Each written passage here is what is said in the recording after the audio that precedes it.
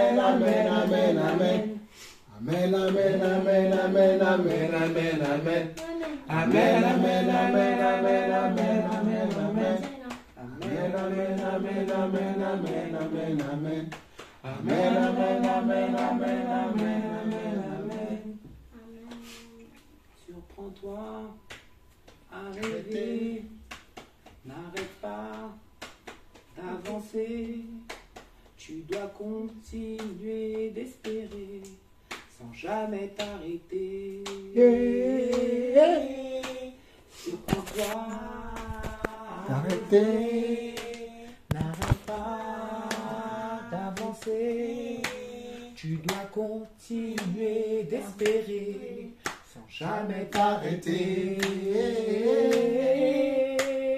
8 fois pour le meilleur, foi pour un bon avenir, foi tu accomplis ta mission, accomplir ta destinée, foi pour le meilleur, foi pour un bon avenir, foi j'ai compris ma mission, accomplir ma destinée. Surprends-toi à rêver, n'arrête pas, oui, d'avancer.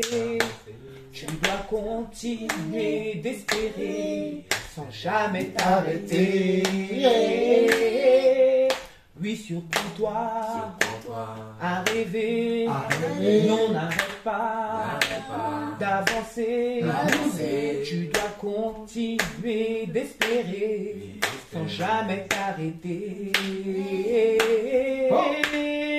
8 fois pour le meilleur, foi pour un bon avenir, foi j'ai compris ma mission, accomplir ma destinée. 8 fois pour le meilleur, 8 fois pour un bon avenir, foi j'ai compris ma mission, accomplir ma destinée. 8 fois pour le meilleur, 8 fois pour un bon avenir, foi j'ai compris ma mission, accomplir ma destinée. 8 fois pour le meilleur, 8 fois pour un bon avenir, foi j'ai compris ma mission,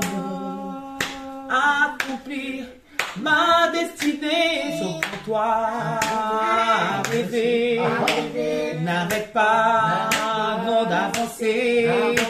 Tu dois continuer d'espérer sans jamais t'arrêter. Oui, surprends-toi à rêver, non, n'arrête pas d'avancer. Tu dois continuer d'espérer sans jamais t'arrêter. 8 fois pour le meilleur, 8 fois pour un bon avenir, 8 fois j'ai accompli ma mission, accomplir ma destinée. 8 fois pour le meilleur, 8 fois pour un bon avenir, foi j'ai compris ma mission, accomplir ma destinée. 8 fois pour le meilleur, oh foi pour un bon avenir. 8 fois j'ai compris ma mission, oui j'accomplis ma destinée. Oh foi pour le meilleur, 8 fois pour un bon avenir. 8 fois j'ai compris ma mission,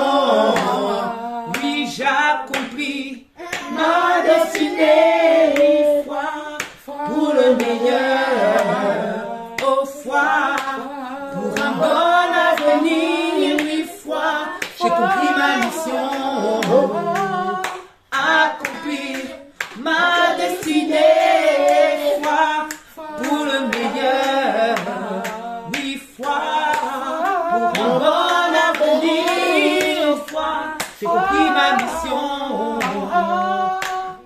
accomplir ma destinée. 8 fois pour le meilleur, 8 fois pour un bon avenir, 8 fois j'ai compris ma mission.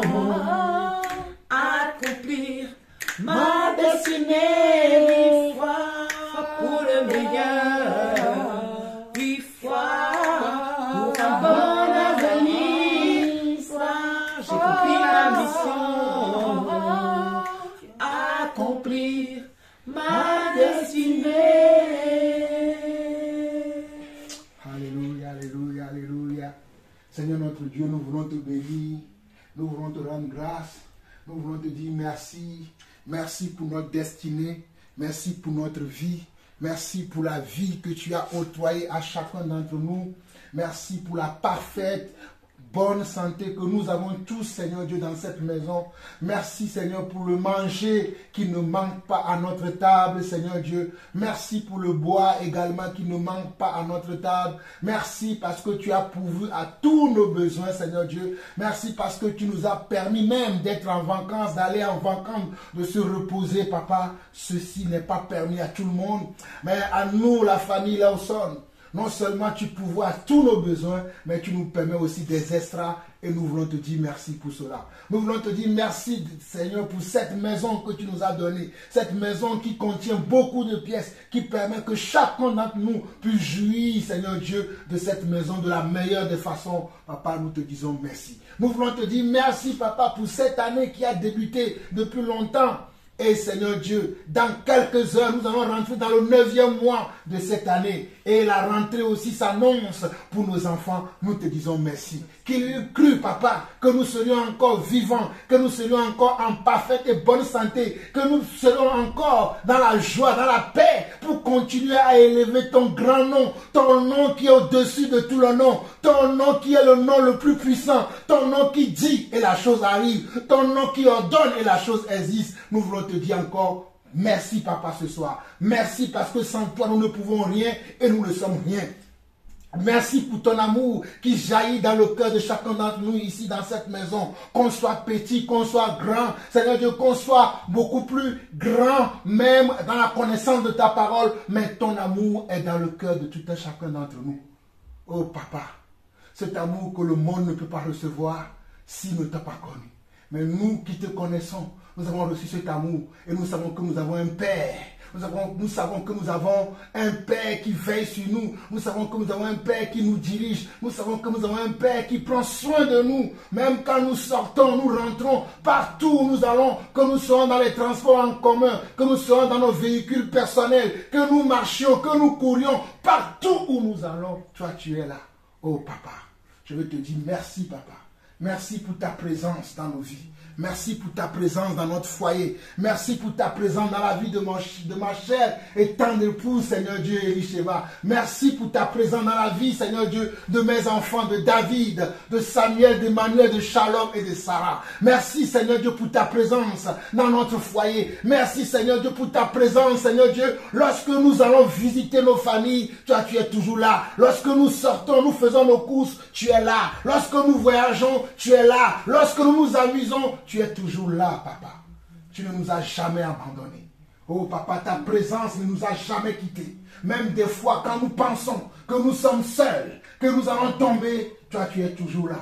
Oh, voilà pourquoi, Seigneur Dieu, cet après-midi, ce soir, je veux encore t'élever, je veux encore glorifier ton Saint-Nom. Je veux encore dire, Papa, oh, que toi, tu es beau. Tu es bien, tu es bienveillant envers chacun d'entre nous. Tu ne nous as jamais laissé tomber. Tu ne nous as jamais oubliés. Tu nous conduis tous les jours. Tu veilles sur nous. Non seulement tu veilles sur nous, mais tu veilles également sur nos frères et sœurs à travers le monde, Papa.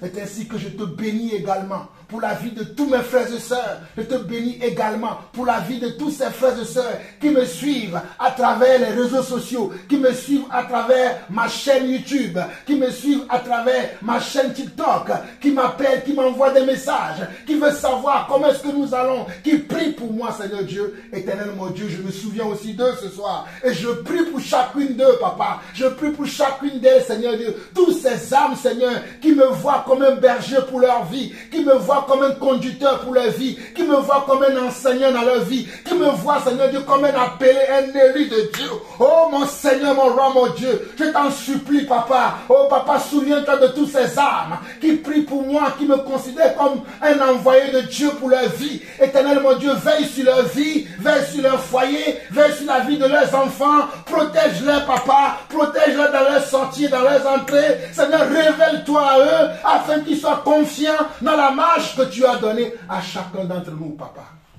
Papa, je veux te bénir encore pour ce moment. Éternel, mon Dieu, quand nous chantions tout à l'heure, ce beau cantique qu'a entonné, oh, ta servante, cela m'a rappelé une histoire que je veux raconter encore à mes enfants aujourd'hui, pendant ce moment que nous partageons. Prenez vos Bibles, nous allons aller dans Hébreux chapitre 11. Prenez vos Bibles, nous allons aller dans Hébreux chapitre 11, parce que le cantique que notre sœur Elisheva a chanté, quand nous chantions ce cantique, c'est le message que Dieu me donnait. Hébreux chapitre 11. Maman disait dans la chanson, surprends-toi. Est-ce que nous sommes prêts à nous surprendre cette année parce que l'année n'est pas encore finie? Est-ce que l'année est finie déjà? Non. Répondez-moi.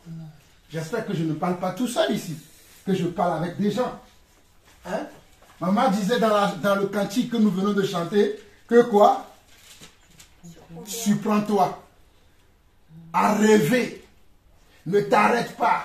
Tu dois continuer comment? À espérer. Tu dois continuer à espérer. Sans jamais faire quoi? Sans jamais t'arrêter. Oh, parlez avec moi. Surprends-toi à rêver. Tu dois continuer d'espérer sans jamais t'arrêter. Ok. Vous allez comprendre pourquoi je répète ces mots. J'aimerais vous dire que toutes les situations que nous rencontrons dans ce monde ont pour le but de nous arrêter à rêver. Est-ce que vous savez ça?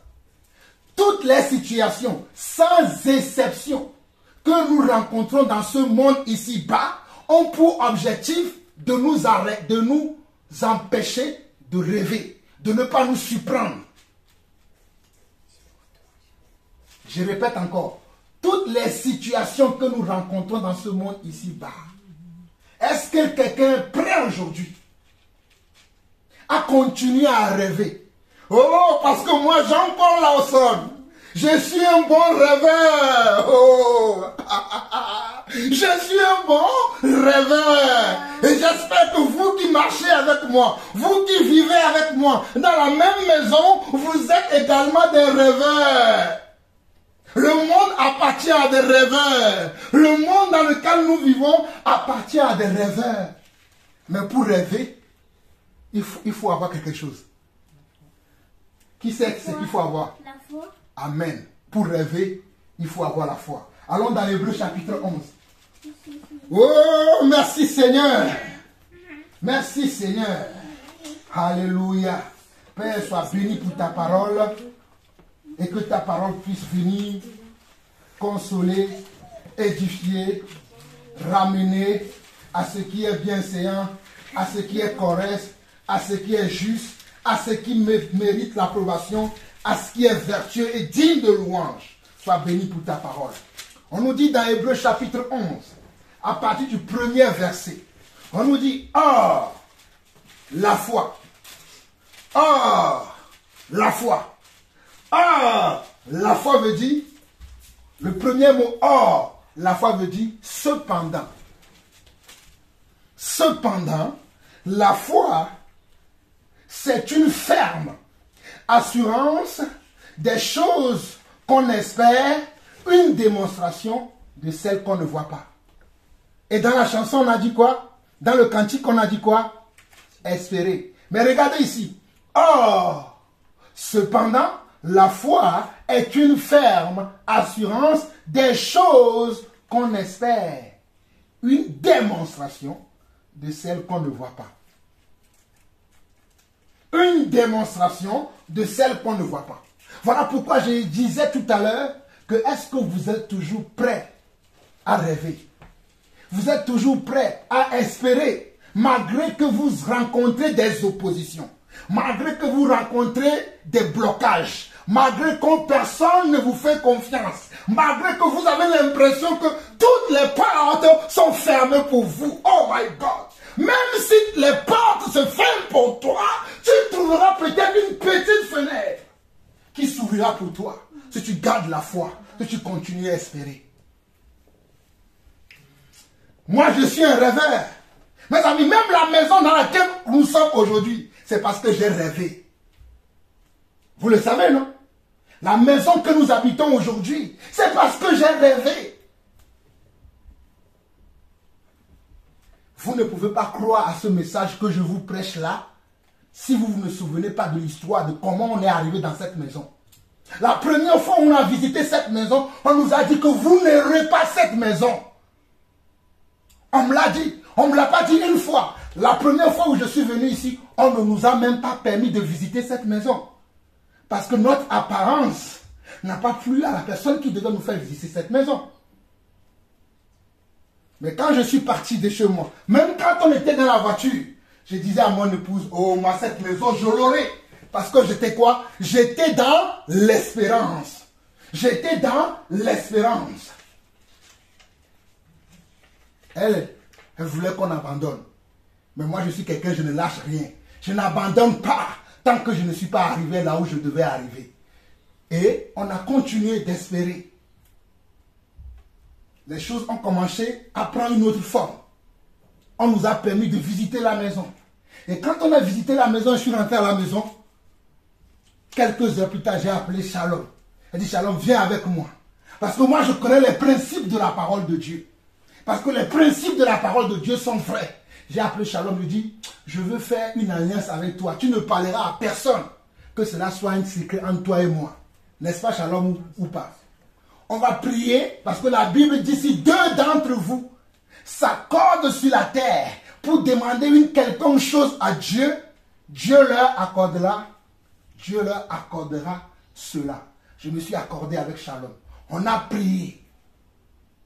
Et dans ma prière, je disais, Seigneur, selon la promesse de ta parole, tu as dit que toute terre, que la plante de mes vilains pieds franchiront, tu me le donneras. Alors mon papa, mon roi, mon Seigneur, que personne ne voit autour de moi. Quand on me voit que le vilain africain qui a immigré en France. Mais moi, je sais que toi, tu es avec moi. Et j'ai visité ce quartier, j'ai visité cet appartement. Je t'en supplie, papa. Glorifie ton nom dans cette histoire et accorde-moi cette maison. Nous voici aujourd'hui dans cette maison. Qui l'eût cru? Je donne cet exemple-là pour vous dire que je ne vous prêche pas que la parole. Moi, je prêche avec ma vie. Je continue. Verset 2. Pour l'avoir possédé, verset 2 d'Hébreux 11. Pour l'avoir possédé, les anciens ont obtenu un témoignage favorable. Pour posséder la foi, il faut avoir un témoignage favorable. Et le témoignage vient quand? Le témoignage, c'est quand tu portes à croire que tout est fini pour toi. Tu n'auras rien. Tu as beau gêner, tu as beau prier, tu as beau invoquer le nom du Seigneur, car la Bible déclare, quiconque invoquera le nom du Seigneur sera sauvé. Mais toi, tu es invoqué, mais tu ne vois pas le salut.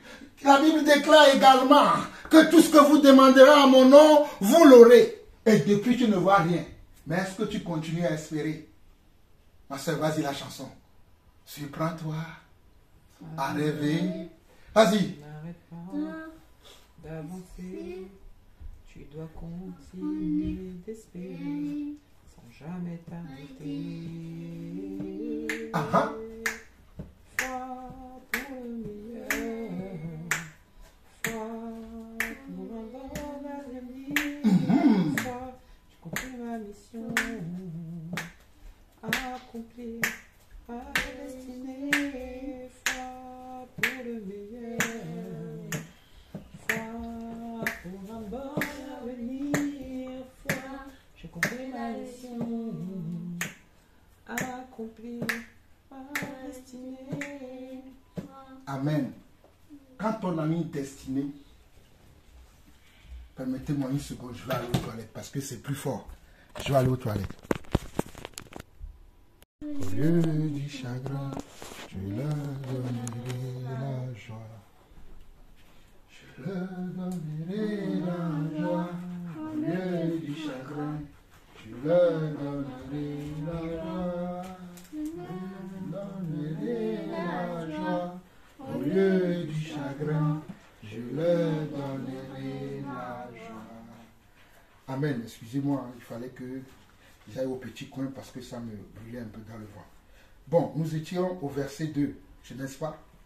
Au verset 2, le verset 2 nous dit: pour l'avoir possédé, les anciens ont obtenu un témoignage favorable. Et nous avons expliqué déjà ça. Le verset 3, on nous dit: c'est par la foi que nous reconnaissons que l'univers a été formé par la parole de Dieu, en sorte que ce qu'on voit n'a pas été fait de choses visibles. Donc, c'est par la foi que nous reconnaissons que l'univers veut dire quoi? L'univers, c'est le monde entier. L'univers, c'est tout ce que nous voyons se mouvoir sur la terre, tout ce que nous voyons dans le ciel, dans les océans ou dans les mers, et ce que nous voyons également dans la nature, dans les forêts, tout ce que nous voyons autour de nous, c'est tout ça là qu'on nomme l'univers. Donc nous reconnaissons que c'est par la foi que Dieu a créé cet univers-là. Donc sans la foi, nous ne pouvons pas comprendre même la création. Donc pour comprendre la création, il faut aussi avoir la foi.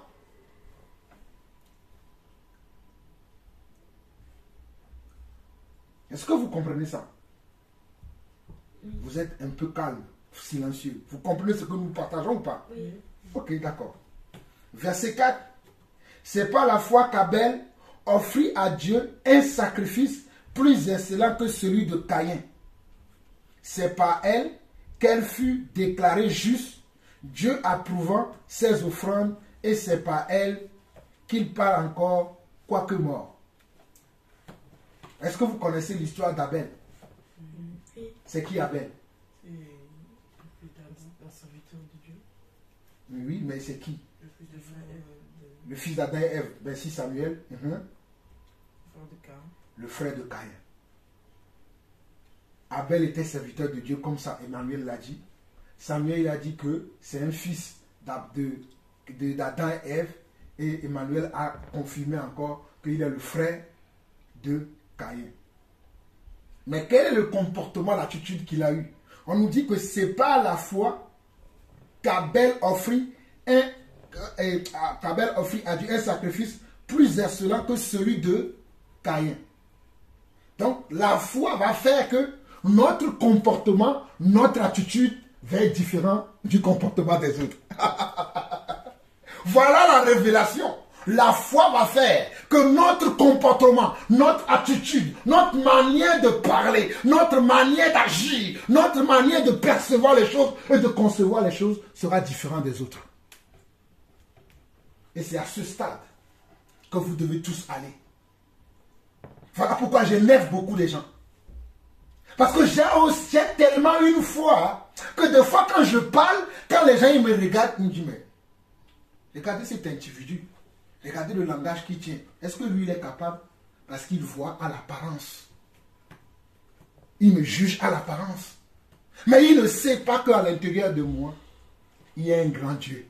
Ils ne savent pas que j'ai une grande foi pour le Dieu qui m'a appelé. Là où tu seras demain, détermine ton attitude d'aujourd'hui. Là où tu iras demain, ce que tu vas devenir demain, ce que tu vas faire demain, détermine ton attitude d'aujourd'hui. Si ton attitude d'aujourd'hui que tu as, c'est une attitude de paresseux, c'est une attitude de quelqu'un qui ne veut pas travailler, c'est une attitude de quelqu'un qui ne veut pas croire, mais pourquoi tu veux avoir un résultat demain? Pourquoi tu veux avoir un résultat demain? Donc, ton attitude d'aujourd'hui, c'est ça qui va créer ton monde de demain. ta manière de concevoir les choses, de voir les choses d'avance des autres. Vous pouvez être... Oh! Est-ce que vous êtes prêts pour cette partie-là? Vous êtes prêts pour ce que je veux dire là? Oui. Vous avez assez de foi? Vous pouvez être né de la même mère, du même père, mais vous n'aurez jamais le même résultat si votre foi n'est pas travaillée. La preuve, Caïn et Abel sont des enfants d'Adam et Ève. Je répète encore, Caïn et Abel sont des enfants de Caïn et d'Adam et Ève. En d'autres mots, si on veut les appeler, on va dire Caïn, Ben. Qui c'est? La suite. Caïn, Ben, Ève et Adam. On va dire Abel, Ben. Toujours la même chose, Ève et Adam. Mais l'attitude des deux sont différents. Pourquoi? L'un a reçu un témoignage favorable de la part de celui qui appelle et de la part de celui qui justifie. Mais l'autre a reçu un témoignage défavorable. Donc vous pouvez être né dans la même famille, avoir la même éducation, écouter les mêmes sermons que nous prêchons ici souvent, dans cette maison. Mais à la fin, vous n'aurez pas les mêmes résultats si vous n'avez pas la foi. Si vous ne travaillez pas votre foi, pour que votre foi vous donne comment une attitude, un comportement à avoir. Vous pouvez être dans la même équipe, jouer pour le même club. Mais au moment de la sélection, tu ne seras pas sélectionné. Vous pouvez être dans la même classe, écouter les mêmes professeurs, recevoir les mêmes instructions, mais à l'examen, tu seras rejeté et l'autre sera accepté. Donc la foi, ce n'est pas juste dire que j'ai la foi. Est-ce que vous allez penser que comme je dis qu'il faut avoir la foi, ça veut dire qu'on ne va plus travailler. La foi va faire tout. Ça veut dire qu'on ne va plus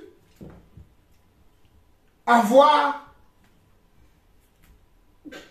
un esprit de vainqueur, de quelqu'un qui sait qu'il doit se battre pour ce qu'il veut. Parce que les chrétiens ont tendance à croire que la foi, ça veut dire que tu ne fais rien, les choses se font d'elles-mêmes. C'est faux. Si vous avez cette pensée pour la foi, c'est faux. La preuve, pour avoir la maison que j'ai ici, il a fallu que je monte un dossier que j'ai déposé. Et après, quand j'ai déposé le dossier, j'ai prié. Et après, quand j'ai prié, j'ai visité. Une fois que j'ai visité, j'ai encore prié pour remettre encore le dossier que j'ai déjà déposé. Si j'ai juste dit, bon, j'ai la foi, sans déposer un dossier, est-ce que j'aurai la maison? C'est là où les chrétiens, ils sont là, j'ai la foi, j'ai la foi, j'ai la foi. Il met la main comme ça entre les... Oh, j'ai la foi.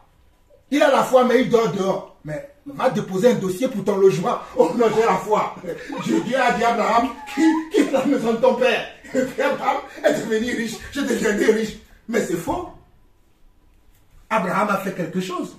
Il a ramassé ses clics et ses claques. Il est sorti et il a commencé à suivre le chemin que Dieu a tracé pour lui.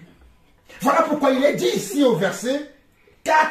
C'est pas la foi qu'Abel offrit à Dieu un sacrifice plus excellent que celui de Caïn. Donc la foi nécessite que tu aies un comportement, une attitude, que tu fasses quelque chose qui puisse impressionner ton Dieu.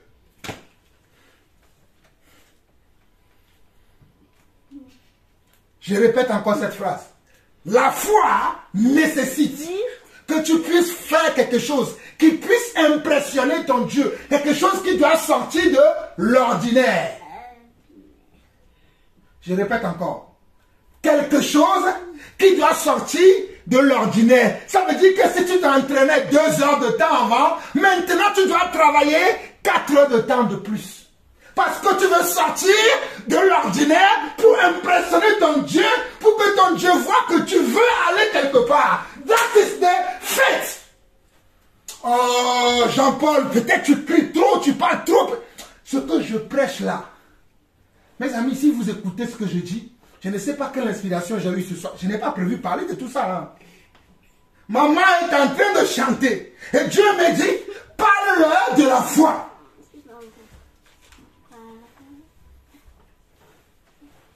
Je savais, je voulais même prendre ma Bible et fouetter.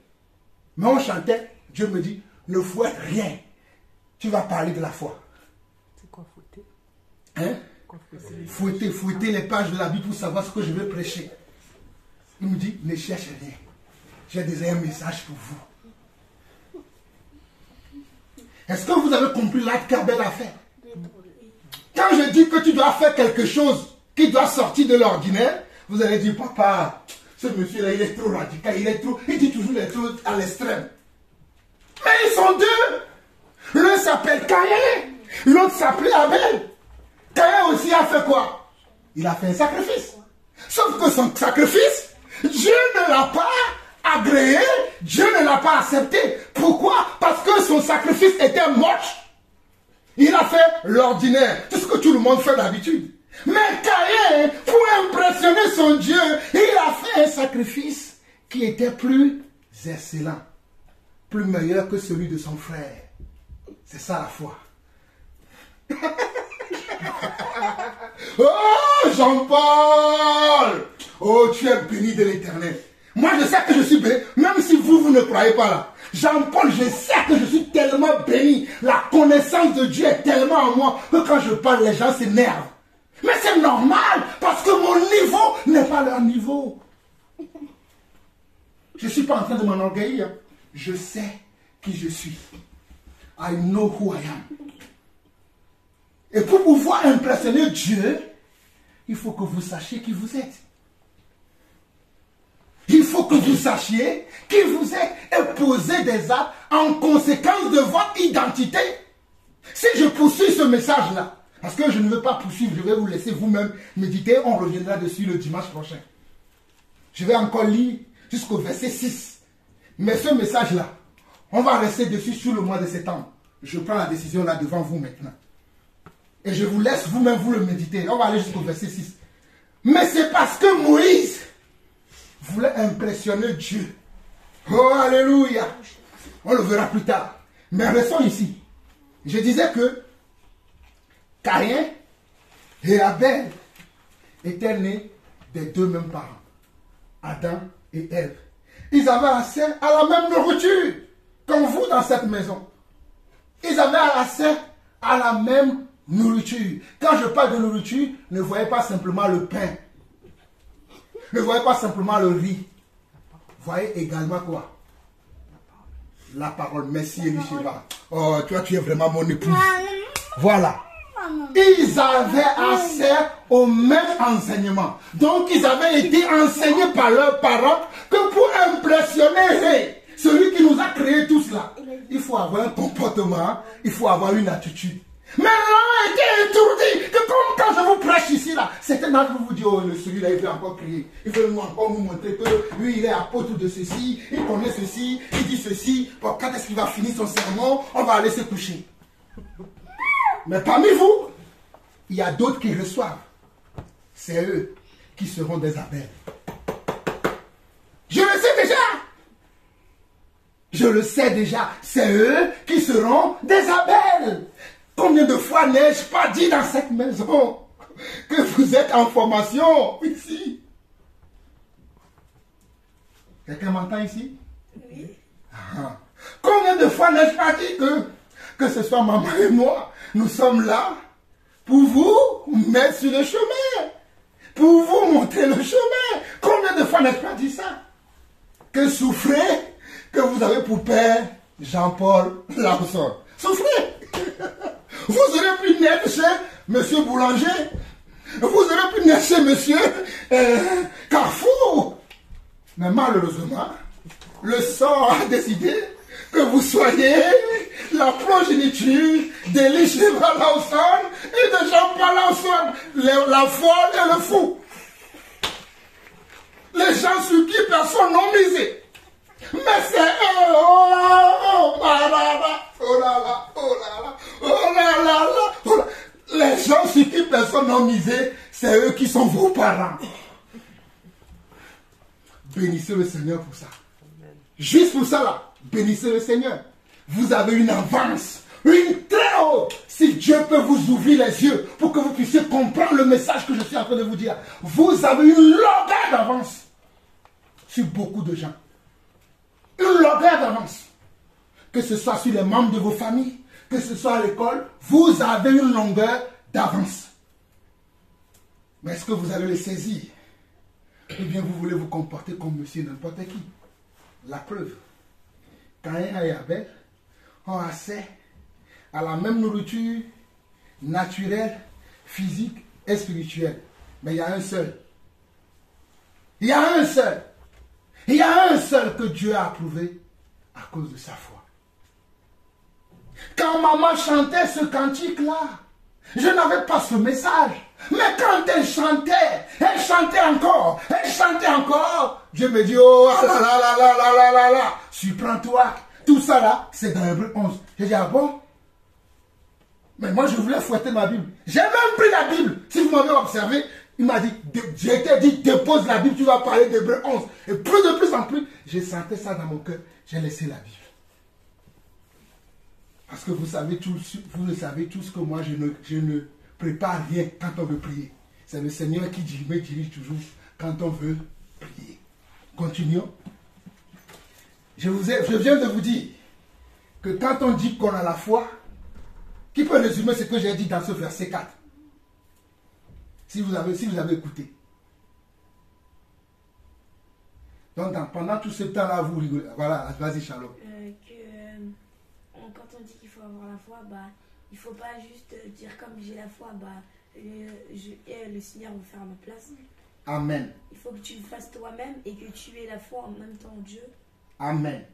Elle a résumé ça. Elle a tout compris. Oh, toi, tu es vraiment ma fille. Toi, tu as tout compris, ma fille. Beaucoup de gens attendent que Dieu fasse à leur place. Oh, j'ai la foi. Mais tu n'as pas de travail. Oh, Dieu a dit dans la parole que chaque jour suffit sa peine. Mais fais un CV, va chercher un emploi. Oh non, Dieu a dit, l'homme mangera à la sueur de son front. Je vais faire du sport, je vais suer un peu et je vais manger. C'est pas ça. Toi, tu as une porte. Ah non, mais Dieu a dit, mais moi je n'ai pas de papier. Dieu n'a pas dit pour avoir un travail, il faut avoir un papier. Ça, c'est les hommes qui ont créé ça. Toi, prends ta foi, va, je suis capable de faire ceci, je suis capable de faire cela. On va t'embaucher. Mais les gens ne comprennent pas. Et quand on dit, oh, laisse lui, il a la foi, il crie, oh, il a la foi. Mais c'est ce que je fais moi-même de ma vie. Je ne suis pas né français. Aujourd'hui, je suis français. Je ne suis pas né comptable. Aujourd'hui, je suis comptable. Je ne suis pas né apôtre. Aujourd'hui, je suis apôtre. Tout ça, c'est par quoi? Par la foi. Hein? Hein?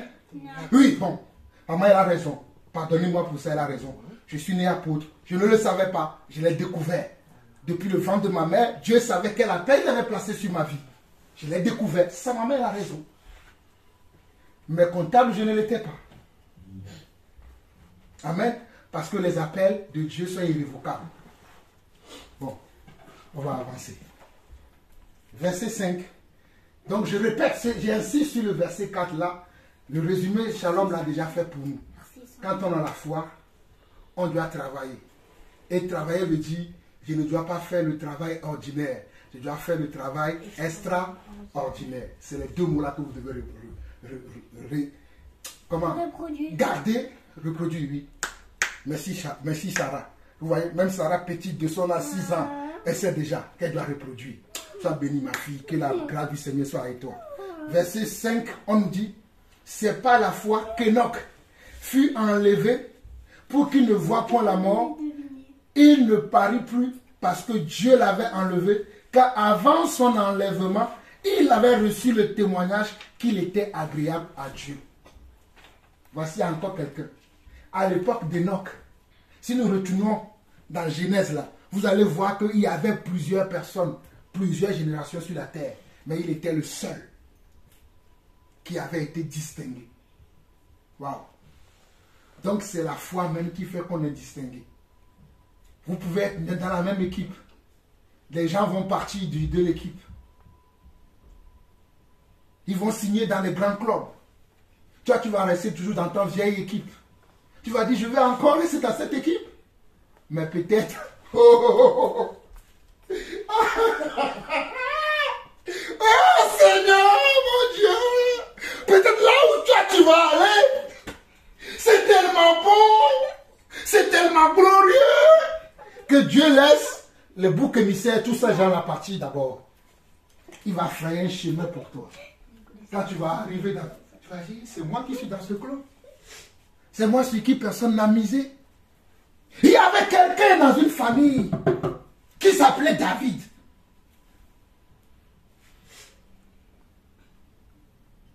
Lui, il était qu'un berger. Il ne suivait que les troupeaux de son père. Un jour, il y avait un homme, un grand homme, un homme qui était grand sage, un grand intellectuel, si je veux utiliser les mots de nos jours, un grand savant de la guerre qui s'appelait Goliath, qui menaçait le peuple de Dieu tous les jours. Et tout le monde avait peur de lui. Les frères de David, qui se considéraient aussi comme des savants, étaient dans cette guerre-là. Mais ils avaient peur de Goliath. Ils n'arrivaient pas à l'affronter. Et David, comme c'est quelqu'un qui avait toujours un cœur bien disposé et une attitude différente de ses frères, regardez, ils sont nés dans la même famille, mais l'un était différent des autres. Ils sont dans la même équipe, mais l'un avait une attitude différente des autres. Suivez-moi très attentivement. Le papa de David dit, monsieur Isaïe, dit à David, prends la nourriture, apporte-le à tes frères. David ne savait pas quand il quittait dans la maison, que quand il va arriver là-bas, il va affronter un certain Goliath. Lui, il était juste un simple messager qui devait aller apporter la nourriture. Écoutez-moi très bien. En allant, David est un grand roi, il s'est levé pour danser. David est un grand roi, il s'est levé pour danser. David est un grand roi, il s'est levé pour danser. Il s'est levé pour danser. Louez l'Éternel. Louez, louez, louez. Louez l'Éternel. Louez, louez, louez. Louez l'Éternel. Louez, louez, louez. Louez l'Éternel. Louez l'Éternel. Louez l'Éternel. David en arrivant, on l'entendait chanter. Les gens disent, mais pourquoi lui il fait tous ces vacarmes là? C'est qui lui il arrive ici, nous on a quelqu'un qui nous embête, il arrive ça, il dit louez l'Éternel. C'est pas l'Éternel même qu'il parle. C'est vrai que cette histoire n'est pas comme ça dans la Bible. Mais c'est moi qui ajoute tous ces ingrédients là pour que l'histoire soit intéressante pour vous. Bon, il arrive, il donne le repas à ses frères. Et en attendant, Goliath qui dit, venez, vous les Israélites, venez m'affronter, je vais vous exterminer tous. Et David ne voyait personne. Il a dit, mais, attends, mes frères là, je pensais qu'ils étaient des guerriers. À la maison, quand papa veut dire un mot là, c'est vrai, papa, nous on connaît déjà, on sait, on connaît table, comme j'ai l'habitude de dire. Mais voilà, ils ont trouvé garçon, ils n'arrivent pas à parler. David dit, excusez-moi, monsieur le roi, moi, papa m'a juste envoyé pour venir apporter à manger à mes frères. Mais l'homme qui est là-bas, qui vous menace là, moi je peux l'affronter. Le roi a dit, mais... Le roi s'est tourné, il a regardé, il a dit, mais... Tu es un plaisanteur. Hein? Les experts en guerre qui sont là, ils n'ont pas pu se tenir devant cet homme. Tu as le petit ringalé là, qui n'est même pas costaud là. Tu peux affronter cet homme. L'attitude, le comportement, c'est très important. David n'est pas monté sur des grands chevaux pour dire, attends, j'ai étudié tout ça. Il a dit, roi, si vous permettez, je vais combattre cet homme au nom de l'Éternel. L'humilité. Peu importe ce que tu as, peu importe ce que tu sais, il faut toujours rester humble. L'humilité, il a dit, roi, avec tout le respect et tout l'honneur que j'ai pour vous, je ne veux pas l'affronter avec mes bras. Je ne vais pas l'affronter avec ma jambe. Mais je vais l'affronter au nom de l'Éternel, dont je chantais quand je suis arrivé et que les gens se moquaient de moi. Le roi commence à dire, ben, tu es sûr de ce que tu dis là? Il dit, ben, bien sûr, roi. Je suis sûr de ce que je dis. Alors le roi dit, comme tu as dit ceci, je vais t'envoyer combattre Goliath. Ah, David s'est tourné vers l'Éternel. En secret tout de suite, Seigneur mon Dieu, surprends tous ces troupes-là. Moi, je ne sais rien, je ne connais rien. Il n'y a que toi qui peux le faire. Je te fais confiance. J'y vais en ton nom. Il est parti. Le roi l'a appelé, viens, David. Tu ne peux pas aller affronter ce Goliath-là comme ça. Il te faut des armures. Il te faut t'habiller comme les gens. Ah, David a dit, non, mais le roi a insisté. Bon, on lui a mis tous ces trucs-là sur lui. On lui a mis l'armure sur lui. On lui a donné le casque, on lui a donné le bouclier et la lance. Et la lance. Mais ce sont des choses qui pèsent lourd, dont David n'a jamais tenu dans sa main. Lui, il a toujours combattu avec ses mains. Et avec qui? Avec l'Éternel. David avait toujours combattu avec ses mains et avec l'Éternel. Quand il veut annoncer un pas comme ça, il voyait qu'il était lourd. Quand il voulait ramener le deuxième pas, il sentait qu'il était lourd. Il a dit, roi, ce n'est pas par manque de respect. Je suis vraiment touché par la considération que vous avez pour moi, pour me donner toute cette armure-là. Mais j'aimerais m'en débarrasser. Si vous permettez, je vais utiliser comme ma fronde que j'ai l'habitude d'utiliser. Laissez-moi utiliser ma fronde. Mes amis, dans cette histoire-là, comprenez que vous n'allez pas utiliser les mêmes méthodes que les gens utilisent dans le monde.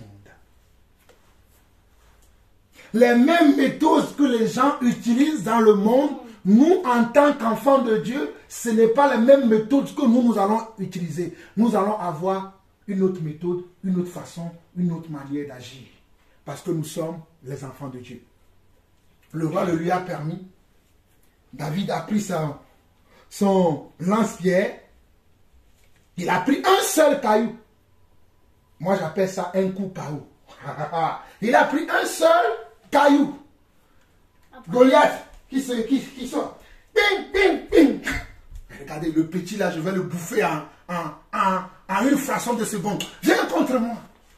David le regarde de loin. Il dit, toi, tu viens contre moi avec la lance et le javelot. Mais moi, je viens contre toi au nom de l'Éternel. Et il tourne. Seigneur, guide ma main. Sur le front de Goliath, Goliath tombe.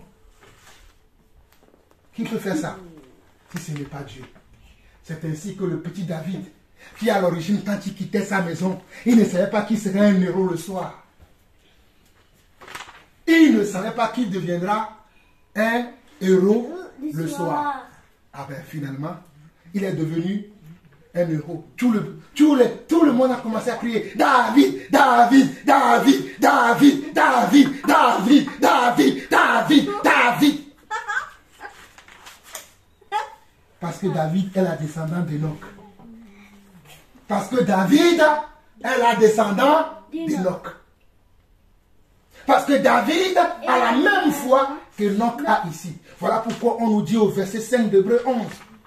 C'est par la foi qu'Enoch fut enlevé pour qu'il ne voie point la mort et il ne parut plus parce que Dieu l'avait enlevé, car avant son enlèvement, il avait reçu le témoignage qu'il était agréable à Dieu. Quand on est agréable à Dieu, nous allons surprendre les gens autour de nous. Nous allons faire des choses extraordinaires.